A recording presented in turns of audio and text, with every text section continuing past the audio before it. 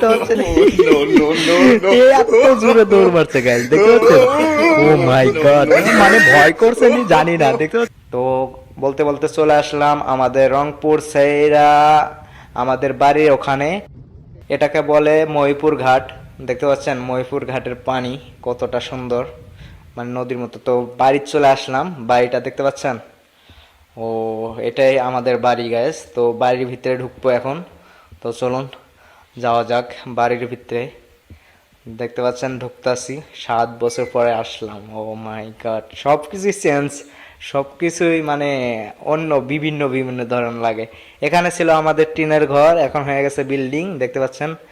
তারপরে এখানে ড্রোন উড়াইতেছিলাম, একটু ভাবলাম যে বিকালবেলা একটু ড্রোন উড়াই। ড্রোন উড়াইতেছিলাম, ড্রোন উড়াইতে উড়াইতে কাহিনী যেটা হয়েছে আপনাদের একটু দেখাচ্ছি। এই মহিলাটা যে দেখতে পাচ্ছেন না, এই মহিলার কাহিনী অনেক আমেজিং হয়েছে গাইস। উনি আর কি উপরে তাকায় রয়েছে তো দেখার জন্য যে কি উঠতাছে।